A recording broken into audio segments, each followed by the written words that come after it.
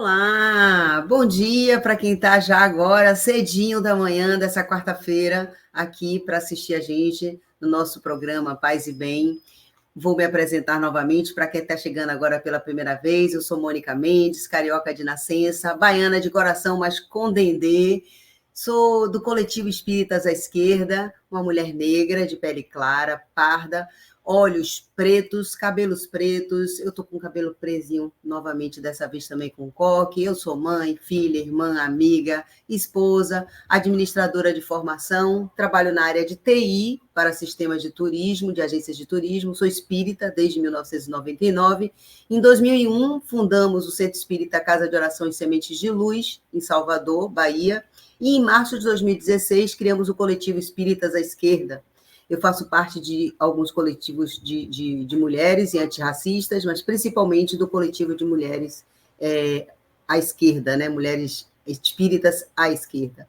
Eu quero começar agradecendo ao Paz e Bem, a Carla Pavão e a Felipe, por esse convite, por essa proposta, por esse trabalho que nós estamos fazendo em parceria, aos Espíritas à Esquerda, a minha querida Mariela, a Marta, a Rosângela, que estão comigo juntos, todas juntas, misturado, fazendo esse trabalho para oferecer para vocês uma coisa bonita, consistente, coerente e que traga para vocês enriquecimento e conhecimento. O Sérgio, que nos ajuda na parte da edição dos vídeos, de toda a parte técnica, cuida para a gente. Hoje a gente vai receber com muito carinho o Sinuê, que também faz parte da nossa coordenação, nosso querido Sinuê. E é o seguinte, vamos lá. Vou agradecer também e vou pedir para vocês também, a gente sabe tudo que está acontecendo ainda lá no nosso querido Rio Grande do Sul, e pedir para vocês doações. A gente está direcionando para o pessoal do MST, do MTST, tá? Eu quero homenagear os trabalhadores voluntários que estão lá dando a vida, dando amor, dando carinho para tudo que está acontecendo. Quero anunciar e convidar quem ainda não sabe para o nosso Evangelho dos sábados, né? Todos os sábados de 9 às 10, e o nosso evento, nosso terceiro evento, que vai acontecer em 13 de julho, em Brasília. Nosso evento presencial, nosso terceiro evento. Dando continuidade ao nosso trabalho, a gente sempre escolhe no mês um tema. E nesse mês de junho, nós continuaremos desenvolvendo as ideias que sustentam o reino anunciado por Jesus, mas vamos aproveitar esse momento, enquanto espíritas, para refletir um pouco sobre essa proposta da tese do reino em relação às questões do meio ambiente, né? Afeta tanto as nossas vidas e está aí tudo tão triste para a gente ver essa situação do Rio Grande do Sul, a situação de nosso país, de nossa mata, de nossos mares, essa coisa que está acontecendo aí horrível de querer privatizar as nossas praias. E em junho a gente tem dia 5, que passou, né? O Dia Mundial do Meio Ambiente. Dia 8, nós tivemos o Dia Mundial dos Oceanos. Temos também outras datas que são importantes, né? Como, por exemplo, o São João, para nós nordestinos, e o Dia dos Namorados para os apaixonados. Mas a gente vai focar, dessa vez a gente vai ter o nosso foco e o nosso carinho todo especial no meio ambiente. Então, como mulher espírita, kardecista, feminista, antirracista e anticapitalista, eu sinto-me impelida a abordar a recente tragédia climática no Rio Grande do Sul, sob uma ótica que transcende dogmas e se alinha com a construção do reino anunciado por Jesus. O relato do dilúvio, no livro da Gênesis, é bastante conhecido. Nele, a Arca de Noé é a salvação de alguns poucos. Nas interpretações corriqueiras, o dilúvio representa a purificação da terra. Deus teria visto que a humanidade havia se desviado e ofereceu a oportunidade de recomeço a Noé e a sua família. Mas por que só a Noé e a família dele e da gente? Oh, meu Deus do céu, está estranho esse Deus, mas tudo bem, vamos adiante. No entanto, como espíritas e kardecistas, podemos mergulhar nas águas profundas da compreensão. Assim como Noé e sua família se uniram na arca, nós também podemos nos unir no enfrentamento aos desafios climáticos que se apresentam no Rio Grande do Sul e no Brasil. Nesse sentido, entendemos que o Espiritismo pode nos trazer algumas contribuições, um chamado à responsabilidade coletiva. A lei do amor nos orienta à criação de uma realidade própria à felicidade e não ao sofrimento. Isso exige cuidar da nossa casa comum e prezar pela dignidade da vida humana e de toda a natureza, de qual fazemos parte. E é exatamente isso sobre a ameaça que a gente vai trazer o nosso querido Sinuê para poder falar. E, além disso, vivemos uma crise da sociedade como um todo e sua causa originária é o capitalismo, não podemos negar, né? E os seus modos de produção. Por isso é necessário buscar nas ciências da natureza e nas ciências humanas as novas propostas e soluções para os problemas reais, atuais e urgentes da nossa sociedade como um todo. É necessário lutar para reverter a destruição da terra pelo capital e, para isso, unimos nossas vozes e dizemos: sem revolução não há salvação. E convidamos o nosso querido da coordenação também, amigo querido da coordenação também do Coletivo Espíritas à Esquerda, Sinuê Néquel Miguel, gaúcho também, mas atualmente membro representante da Paraíba na Coordenação Nacional dos Espíritas à Esquerda, que colaborou no livro Espiritismo, Sociedade e Política, organizado por Dora Encontre e Sérgio Maurício, com o artigo Sem Revolução não há salvação, a emergência climática e o colapso socioambiental. Hoje a gente vai fazer um programa diferente, não vai ser só Mônica, não. E, gente, como a gente vai falar de meio ambiente, como a proposta da gente foi essa de meio ambiente, eu, Mônica, não me sinto preparada, tão bem preparada quanto esse rapaz que vai entrar aqui agora para falar sobre esse tema. Então, assim, vai ser muito mais proveitoso, muito mais rico, porque ele tem conhecimento, ele tem estudo, ele tem propriedade, ele tem o domínio, e ele vai poder falar para a gente sobre essa questão do meio ambiente de uma forma muito mais consistente, muito mais rica. E aí eu vou pedir para o Sinuê. Boa noite, meu querido, bom dia, boa tarde para quem vai ouvir, que horas eu não sei quem vai ver, mas vamos fazer aí, eu quero que você se apresente primeiro, e depois que você se apresentar, aí vou fazer umas perguntinhas. Hoje eu estou fazendo um programa diferente, que normalmente sou só eu, mas hoje eu estou oferecendo para as pessoas um programa diferente, agora com essa pequena entrevista que eu vou fazer com você, e espero que seja proveitoso para todas as pessoas que vão nos assistir, e para você também. Então, você pode se apresentar, meu amor? Obrigado, Mônica. Boa noite, bom dia, né? A todos e todas. Eu estou muito feliz de estar conversando com vocês hoje, podendo participar do programa.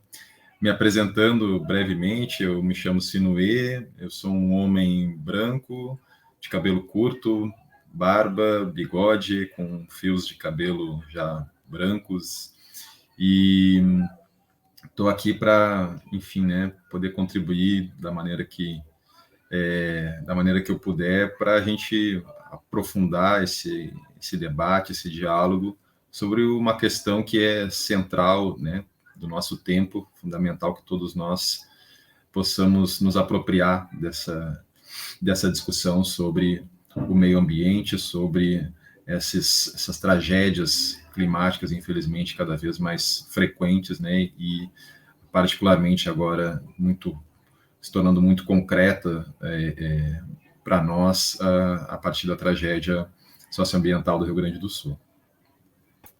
Maravilha, feliz de ter você aqui hoje. Vou começar a pergunta. A pergunta ela é um pouco elaborada, mas é uma pergunta consistente. Eu vou começar a construção e você depois fala para a gente sobre isso. No dilúvio bíblico, a salvação foi para poucos. Na tragédia gaúcha, um estudo do Observatório das Metrópoles, do Instituto Nacional de Ciências e Tecnologia, o INCT, mostra que as áreas mais atingidas são aquelas que reúnem mais pessoas de baixa renda. A análise usa dados do censo de 2010 e considera apenas as áreas alagadas. Além do rendimento, a pesquisa observou a relação entre cor e raça com as inundações. Tanto pessoas negras quanto brancas foram atingidas, aponta o estudo.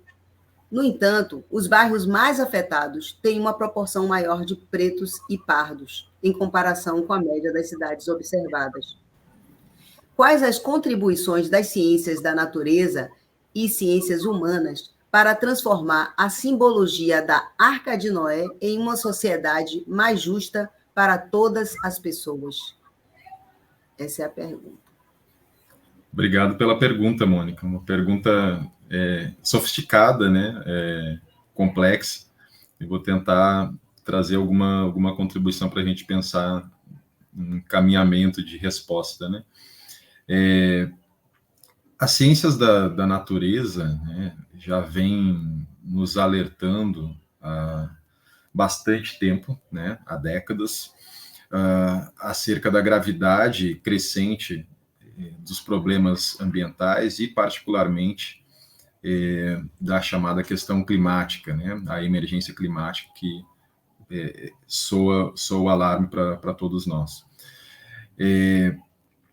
Quando a gente fala em um reino de justiça, né, as ciências humanas nos oferecem abordagens que são fundamentais, porque se trata de compreender o modo de funcionamento das sociedades e, em particular, o nosso tempo presente, que é o tempo do capitalismo, né? Então, as ciências humanas tratam desse objeto e, nesse sentido, são uma fonte para a nossa compreensão, reflexão sobre a sociedade, o tipo de sociedade que a gente tem, o mundo no qual nós vivemos.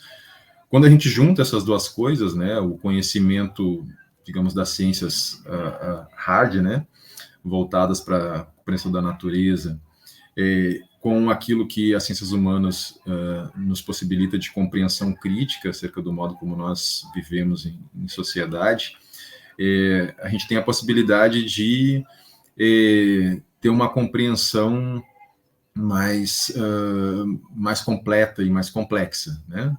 Porque se por um lado a gente entende que o impacto humano, né, daí por exemplo a palavra antropoceno, né, que se tornou bastante conhecida a partir do momento em que um prêmio Nobel, né, da química, Paul Crutzen, vai jogar isso para o debate, a ideia de que a gente tem um novo período geológico na história do planeta, marcada pelo impacto das atividades humanas sobre o funcionamento do planeta.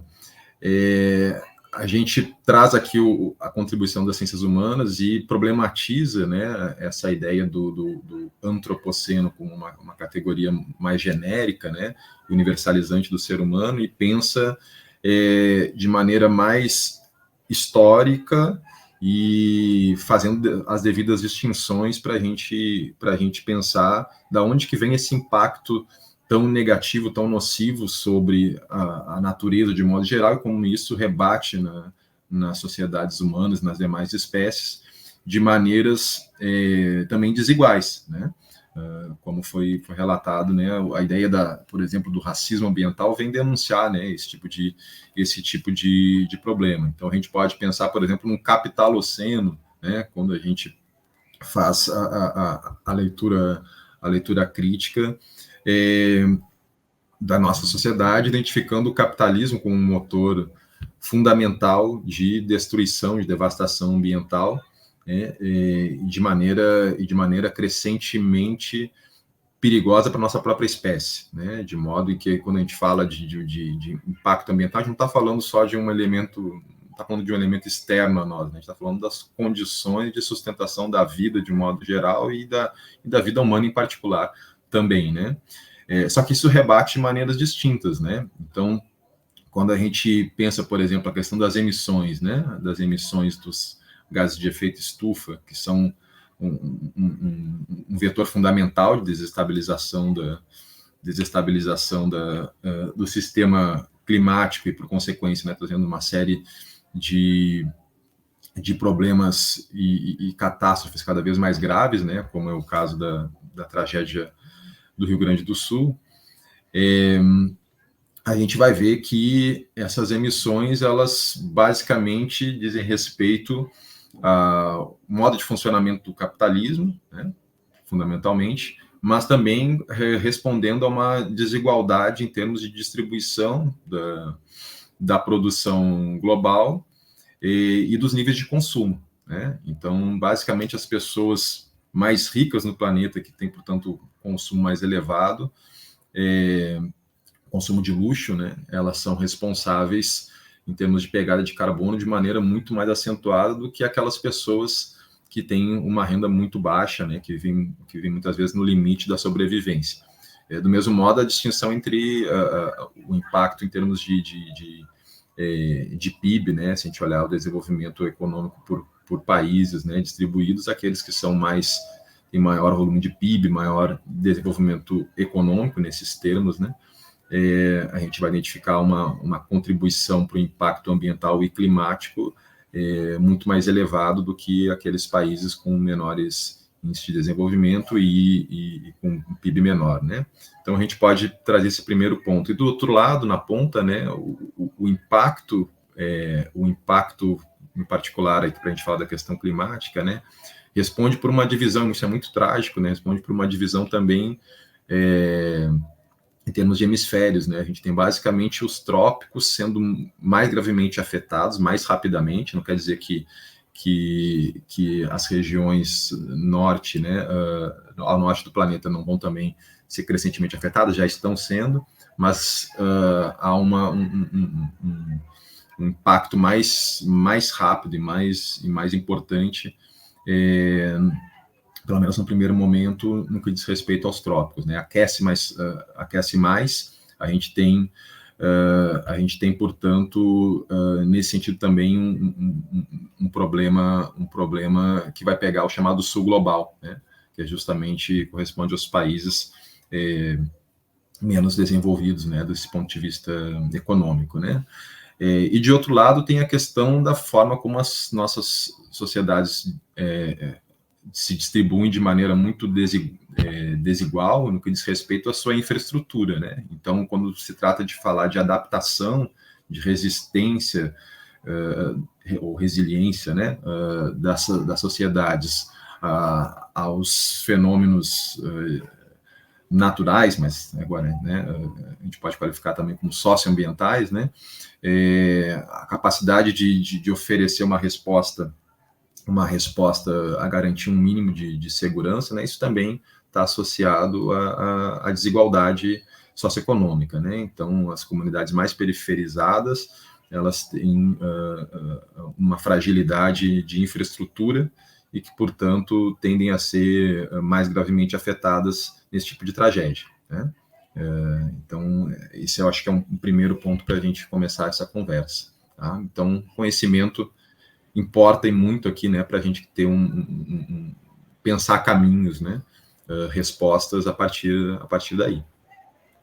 Então, pelo que você está me respondendo, conhecimento, as ciências já nos ofereceram, faltam as práticas. Exato. Então, entendi certo. Vou lá te fazer mais uma pergunta.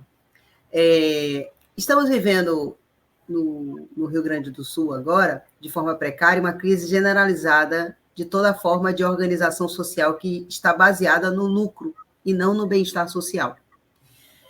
Esse é o neoliberalismo, né? Uma nova faceta do velho capitalismo, sempre ele, né? Sempre o capitalismo, criado pelo patriarcado. A atual crise do capitalismo também é uma crise ecológica. O capitalismo sempre buscou fortalecer seus lucros se apossando de recursos naturais ou bens da natureza, né? Tiago Ávila, aos quais ele trata como gratuitos e infinitos e aos quais sempre rouba diretamente. A mudança climática que agora ameaça o planeta é o resultado direto de uma ação histórica do capital de recorrer à energia fossilizada a fim de abastecer as fábricas de produção industrial em massa, que são sua marca. Não foi a humanidade em geral, mas o capital que os consumiu e lucro com eles. Não é de se admirar, portanto, que as massas por todo o mundo e no Rio Grande do Sul agora digam basta. E esse pode ser um momento de despertar político e uma oportunidade de transformação social na construção do reino anunciado por Jesus? Será que isso não é também um sinal de acorda para a gente? O que você acha? É a esperança que a gente tem, né?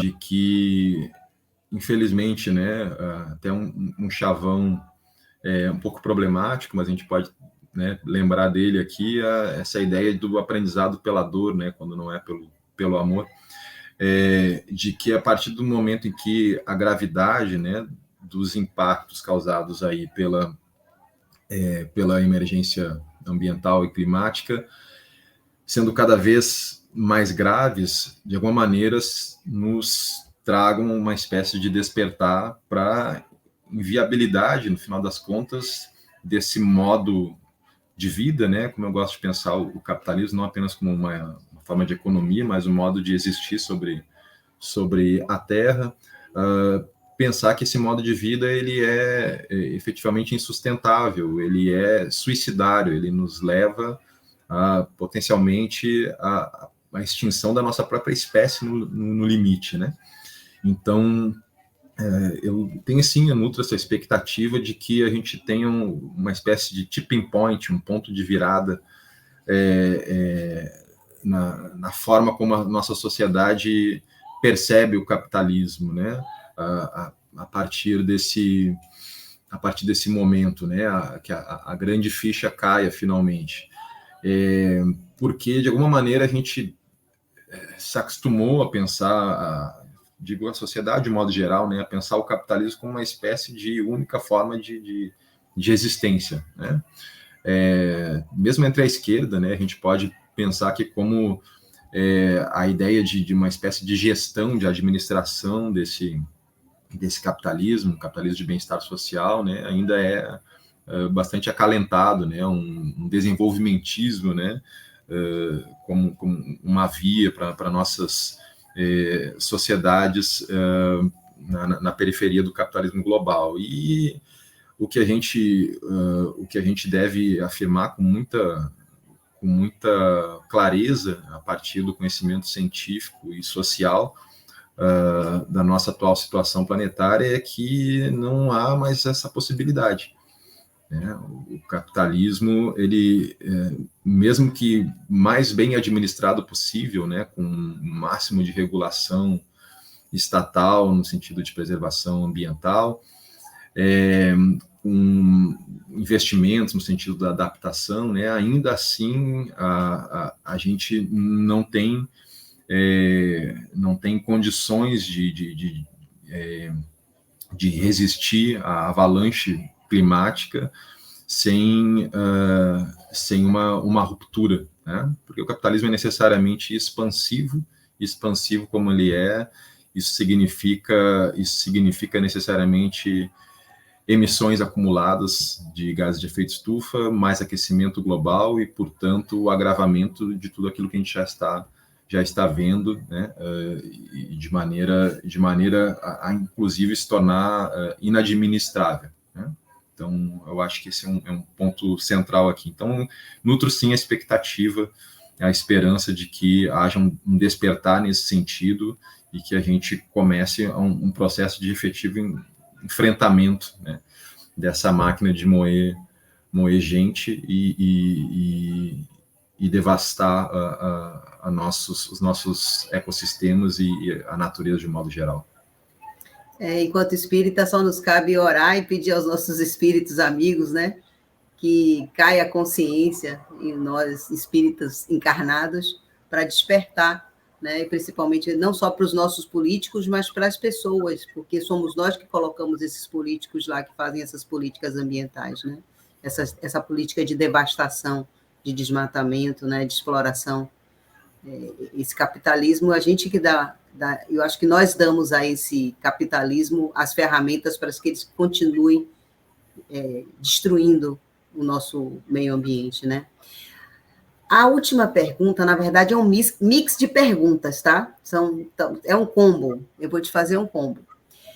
O Espiritismo proposto por Kardec nos apresenta a evolução dos indivíduos e dos planetas, mas esse progresso é automático pela providência divina? Há no Espiritismo kardecista elementos para que os seres humanos vivam mais integrados com a natureza e em cooperação com todos os seres que habitam o nosso planeta? Quais as relações do espiritismo kardecista com a ciência atual que podem nos apontar caminhos para a prática da proposta sem revolução não há salvação? Essa proposta você conhece. Vamos lá. Obrigado, Mônica. essa pergunta combo, né? Vou tentar dar uma resposta que articule esses 3 pontos, né? A questão do progresso, a questão da nossa relação com a natureza e a perspectiva de ruptura revolucionária, né? Eu diria o seguinte, né? A noção de progresso, ela, no espiritismo, ela vem um tanto contaminada, digamos assim, por uma perspectiva de progresso que tem a ver com o desenvolvimento das sociedades industrializadas, né? De modo que o espírita se acostumou a pensar no progresso, na evolução, né? Pensando aqui, transitando da ideia da evolução do indivíduo para uma ideia da sociedade no seu conjunto, né? Se acostumou um pouco a pensar o progresso nesses termos muito ligados ao desenvolvimento da sociedade, das sociedades industrializadas, e nesse sentido vem uma espécie de otimismo ingênuo, né, de que há uma progressividade muito automática em que o amanhã vai ser necessariamente mais do que hoje, porque é isso que o capitalismo nos mostrou basicamente, a despeito de todas as crises, né, da sua história, ele se recompõe e se recoloca numa esfera cada vez mais ampliada de reprodução material e nesse sentido de demanda energética, né, mas ao mesmo tempo nos proporciona uma quantidade cada vez mais abundante de bens materiais que circulam, embora sejam consumidos, distribuídos muito desigualmente. Mas a gente se acostumou com essa perspectiva, tanto é que as sociedades, mesmo as mais pobres, né, tendem a almejar esse modelo, essa visão de sociedade e de progresso, né, a partir dos países mais ricos no capitalismo global, né? Então, essa não é necessariamente a visão espírita de progresso, né? A gente fala muito, por exemplo, em progresso moral. E nesse sentido, a gente pode pensar essa relação com a natureza, né? O espiritismo tem sim ferramentas para pensar de uma maneira muito apropriada e equilibrada essa relação, na medida em que, primeiro, né, ele recupera o conhecimento científico, então ele não vai embarcar numa visão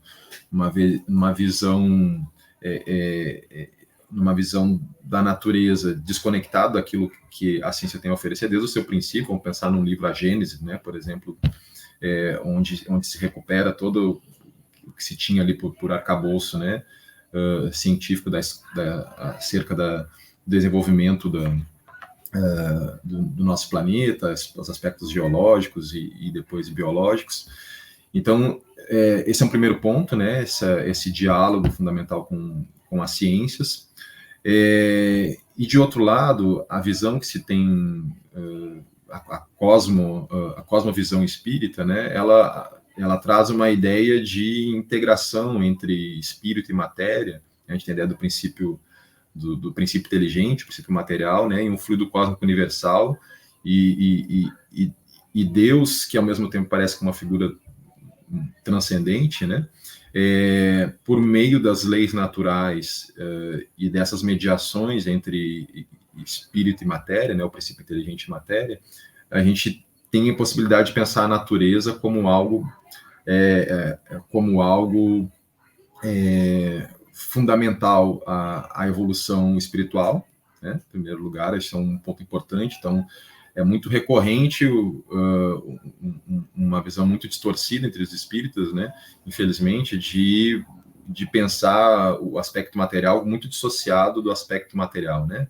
E de modo que acaba se desprezando a vida enquanto encarnados, como se tem a vida espiritual e a vida material, coisas muito separadas, né? E, na realidade, a gente não deixa nunca de ser espírito, né? E de, portanto, fazer o nosso caminho evolutivo na matéria, né? Então, a nossa vida social, a nossa vida enquanto seres encarnados é uma dimensão fundamental. E, por outro lado, o aspecto evolutivo que nos conecta a todas as espécies, né? Então, o espiritismo adota o conhecimento da biologia nesse sentido e integra isso à sua cosmovisão espiritualista, né? Que eu acho que é um ponto bastante relevante para pensar o espiritismo ecologicamente, né? E, inclusive, em termos de reforçar a interdependência entre as espécies e a interdependência geracional, né? Quando a gente pensa, por exemplo, no processo reencarnatório, nesse sentido, a solidariedade dentro da espécie humana e entre as espécies, ela deve ser reforçada, né? A partir de uma visão espírita, é o que me parece, né? Então, acho que tem essas ferramentas, sim, do ponto de vista doutrinário, né?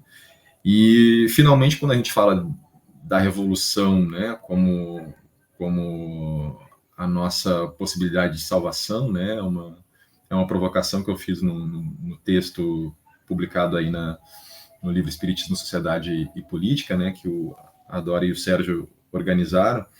Essa ideia de fora da revolução não há salvação, para mim, é uma consequência desse conhecimento científico, por um lado, né, que traz as ciências da natureza e as ciências humanas de um lado, mas também a perspectiva espiritual que a gente pode ter a partir do próprio espiritismo.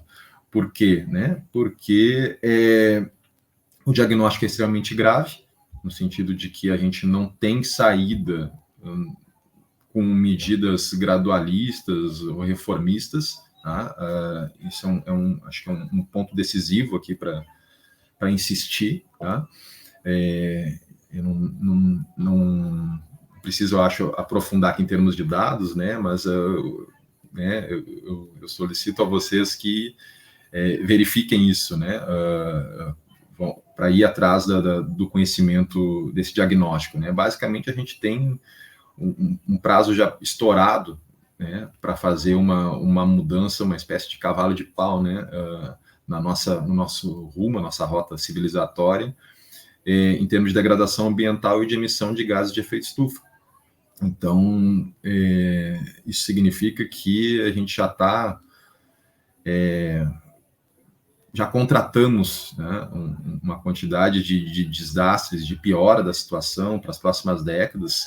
Mesmo fazendo uma mudança radical hoje, a gente já vai enfrentar problemas muito piores daquilo que a gente já está vivendo hoje nas próximas décadas.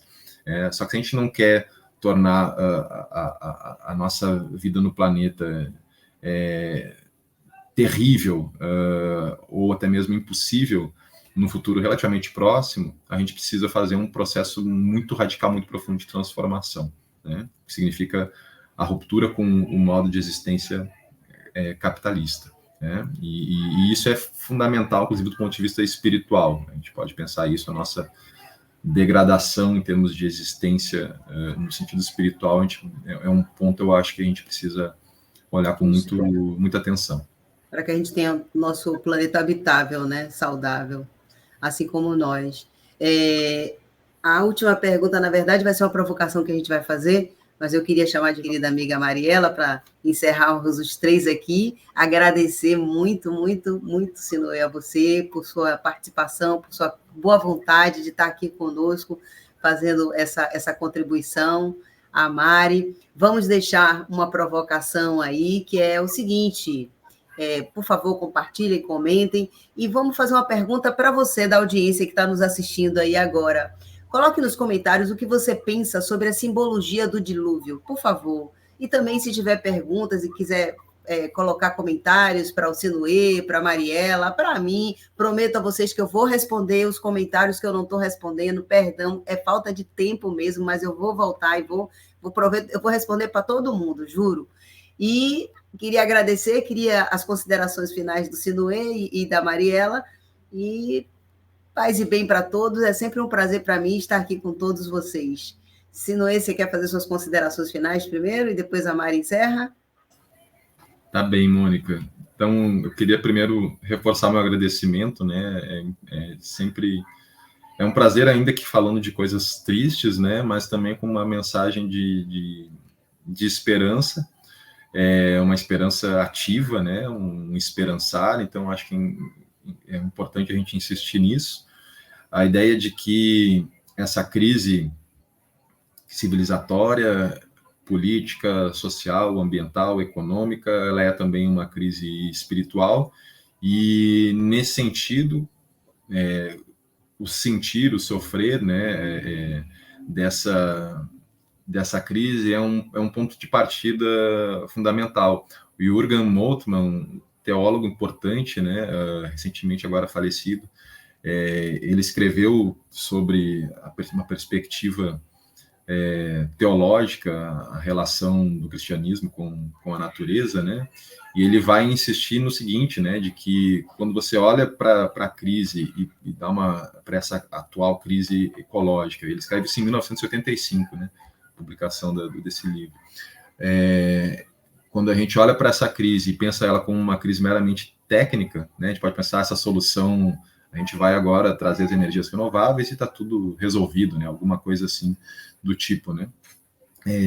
A gente deixa de fazer um movimento fundamental, né, que é o de reconhecer que essa crise ela é também espiritual, é uma crise da civilização e deixa de viver a dor, portanto. E sem a dor você fica anestesiado, né? E anestesiado você não vai resolver. E nesse sentido, então, ele vai dizer que basicamente essas respostas técnicas são uma espécie de resposta do sistema, né, para se defender. Ele faz uma analogia com o nosso sistema biológico, né, mas que não vai fazer a transformação da qual a gente precisa, né?